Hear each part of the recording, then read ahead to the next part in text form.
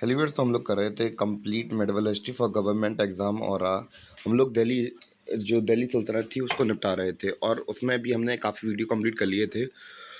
और आज का लेसन हमारा फिरोज शाह तुगलक, तो इसको निपटाते हैं। तो इनका टाइम पीरियड की बात करें तो इनका टाइम पीरियड 1351 से लेकर 1388 तक था। तो हमने देखा था मोहम्मद बिन तुगलक की वजह से बहुत से उनकी आर्मीज, जनरल्स, नोबेलिटी सब गुस्सा हो गए थे क्योंकि उनके डिसीजंस कुछ ऐसे थे जो लोगों को पसंद नहीं आ रहे थे। तो बेसिकली इन्होंने क्या किया, इन्हें बहुत दिक्कतें हुई।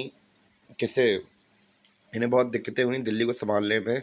और ये हमेशा क्या करते रहे, वहाँ के नॉवेल्स वगैरह को मतलब नोवेल्टी हुई, आर्मी हुई, उन्हें प्लीज़ करना पड़ा, इन्हें अपीज़ करना पड़ा। यानी कि खुश करने की बहुत कोशिशें करनी पड़ी, जैसे कि उन्हें उनके लिए बहुत सारे एडमिनिस्ट्रेटिव रिफ़ॉर्म कर देंगे ये, और बहुत सी कुछ करना पड़ेगा इन्हें, उन्हें खुश करने के लिए। और क्या-क्या करेंगे वो हम लोग अब बात करेंगे।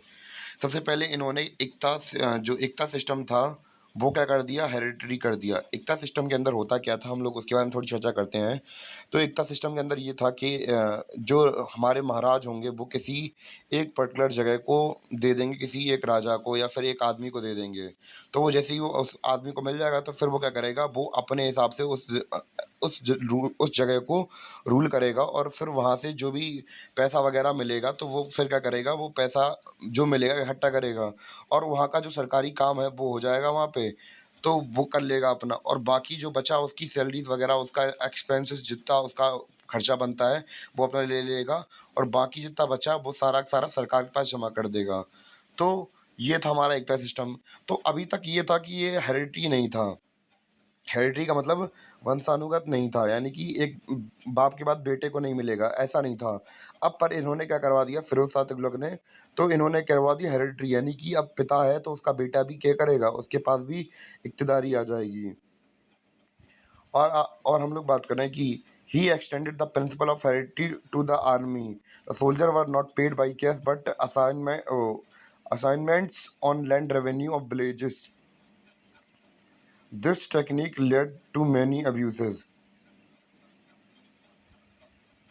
तो इन्होंने क्या करवा दिया, इन्होंने जो आर्मी थी, आर्मी में जैसे मान चलिए कि कोई सैनिक है, तो सैनिक का बेटा सैनिक ही बनेगा, तो ये वाला सीन हो गया था समझ लीजिए। तो इससे बहुत ज़्यादा एक्सप्लॉइट किया गया, मतलब इनका बहुत दुरुपयोग भी हुआ है इन सब चीज़ों का। अब भैया बाप का कोई जो काबिल होगा वो बन ही नहीं पाएगा, अब कोई नाकारा भी होगा तो फिर उसे मिल जाएगी जॉब, और कोई कोई काबिल होगा उसे जॉब नहीं मिलेगी, तो ये वाला सीन होता है। तो ये सब हमें देखने को मिल रहा था, इससे बहुत ज़्यादा प्रॉब्लम्स देखने को मिली।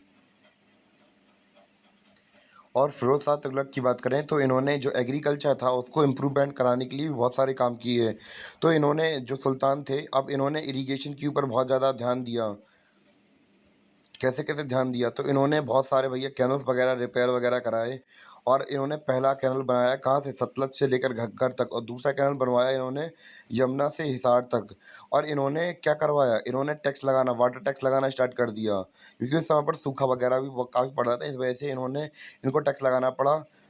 उस हक्र ए सर्व कहा जा क्या कहा गया, वाटर टैक्स को हक्र अ सर्व कहा गया उस टैक्स को। तो काफ़ी अच्छा रिफ़ॉर्म किया था भैया इन्होंने, कि भैया जनता के लिए काफ़ी कुछ कर रहे थे। और दूसरी एक ख़राब बात ये थी कि इन्होंने स्लेवरी को प्रमोट किया था, यानी कि he encouraged the practice of slavery and selected young boys from the conquered territory for the purpose. दीवाने-आई बंदरगांव was created as the department for slave. यानी कि इन्होंने क्या करवाया था, हम लोग बात करें स्लेवरी की, तो स्लेवरी की जो हम लोग बात करें, गुलाम वंश का जो राजकाल है वो बहुत पुराने सदियों से चला आ रहा है, कि कोई नई बात नहीं है। आजकल क्या होता है कि हम लोग कुछ लोगों को हायर कर लेते हैं पैसे के बदले में, वो हमारा काम कर देते हैं, पर ऐसा ही हमेशा से नहीं चलता था। तो पहले के समय में क्या होता था कि कुछ चंद अशर्फियाँ देकर हम लोग गुलामों को खरीदते थे। इवन कि जो मौर्य काल है उसमें आप लोगों को पता होगा, चंद्रगुप्त मौर्य भी एक समय पर गुलाम थे, कई कहानियों में ऐसा कहा जाता है। तो चंद्रगुप्त वो चाणक्य उन्हें मिले थे। और इवन कि 17-18 सेंचुरी तक तो ये चलता ही था हमारा गुलामी की प्रथा। चाहे हम इंडिया की बात करें या फिर दुनिया की दूसरी कंट्रीज़ के बारे में बात करें, तब भी यही हमें गुलामी देखने को मिली है। तो इन्होंने इनकी कुछ ख़राब बात भी थी कि इन्होंने स्लेवरी को प्रमोट किया था। किससे मतलब कहाँ से ये लाते थे?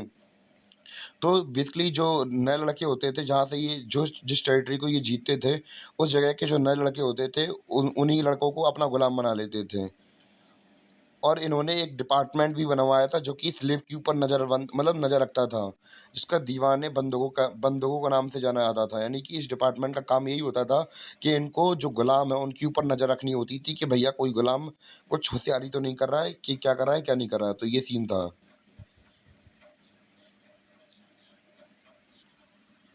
तो अब देखेंगे और कौन-कौन से काम करवाए हम लोगों ने, देखेंगे फ़िरोज़ शाह तुगलक ने। तो इन्होंने नए-नए क शहर बसवाना स्टार्ट करवा दिए, जैसे कि फ़तेहाबाद हुआ, हिसार हुआ, जौनपुर हुआ, किसकी याद में? मोहम्मद तुगलक की याद में बनवा दिए, और फ़िरोज़ाबाद भी बनवाया इन्होंने। और हम लोग बात करें, जब ये बंगाल कैंपेन पे थे तो इन्होंने क्या किया, एक जिला का नाम आज़ादपुर कर दिया, मतलब एक जिला का नाम आज़ादपुर और पंडुआ का नाम फ़िरोज़ाबाद रखा। और इन्होंने भैया जो हमारे अशोक सम्राट थे, उनके जो पिलर्स थे, तो जो तोपरा और मेरठ में थे वो दिल्ली में लाए गए। और कुतुब मीनार, उस समय पर क्या हुआ था कि जो कुतुब मीनार थी उसके ऊपर बिजली गिर गई थी। क्या गिर गई थी? बिजली गिर गई थी। तो फिर उसमें अब भैया दिल्ली पे शासन कर रहे हैं और वहाँ का फेमस मॉन्यूमेंट है, तो फिर भैया राजी की ज़िम्मेदारी होती है सही कराना। तो फिर इन्होंने कुतुब मीनार वगैरह को भी रिपेयर वगैरह कराया था इन्होंने। और देखें और क्या करवाया था फ़िरोज़ शाह तुगलक ने, तो बेसिकली इन्होंने हॉस्पिटल खुलाए थे, कहाँ पे? दिल्ली में, जिसे हम लोग किसके नाम से जानते हैं? दारुल शिफ़ा के नाम से जानते हैं। यानी कि इन्होंने, सोच के देखिए कितने अच्छे काम कर रहे हैं। और हम लोग देखें कि भैया बड़े अजीब थे ये, कभी अच्छे काम कर रहे हैं, कभी उल्टे काम कर रहे हैं। पर एक चीज़ कहें तो वो हमारे नज़रिए की इससे देखना होता है। ये तो अपने जो कोई भी एडमिनिस्ट्रेशन हो, जैसे हम लोग बात करें, चाहे किसी की सरकार आए हो, चाहे अभी की सरकार हो या पहले की सरकार हो, तो बेसिकली वो अपने हिसाब से कुछ ना कुछ काम करते हैं। कुछ किसी से अच्छा होता है, कुछ किसी से बुरा होता है। तो वो तो बस केवल हमारा देखने का नज़रिया होता है कि कौन क्या कर रहा है, कौन क्या नहीं कर रहा है। पर कुछ तो शासक ऐसे ही थे, शासक अभी भी ऐसे ही होते हैं, और कुछ पहले भी होते थे, यानी कि कुछ बुरे ही होते थे, और कुछ अच्छा करने की कोशिश भी करते थे, और कुछ अच्छा करने की कोशिश करते थे वो हमें गलत लगने लगते थे। तो ये हमारा नज़रिए की बात होती है। और इन्होंने भी कुछ ऐसे काम करवाए जो अच्छे लग रहे थे, कुछ बुरे लग रहे थे। तो इन्होंने हॉस्पिटल खुलवाए थे जिसे दारुल शिफ़ा कहा गया। और इन्होंने नया डिपार्टमेंट बनाया किसके लिए? गरीब लड़कियों की शादियों के लिए। उसे वो क्या कहा गया? दीवान-ए खैरत कहा गया। और इन्होंने 2 नए प्रकार के सिक्के चलवाए जिसे अदा और बिक्का कहा गया।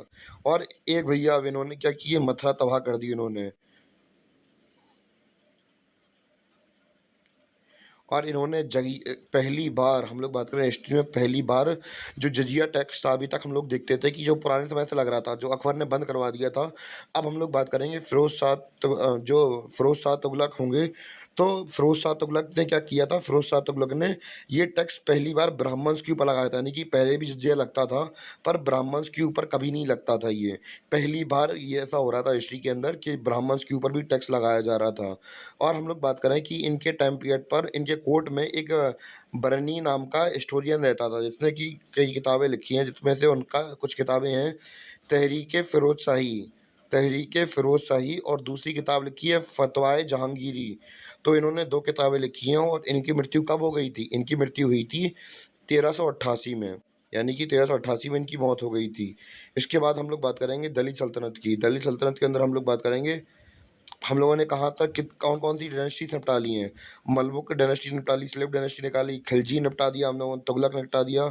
और हम लोग अब बात करेंगे सैयद के बारे में। तो सैयद के बारे में और लोधी के बारे में अगले लेक्चर में हम लोग डिस्कस कर लेंगे।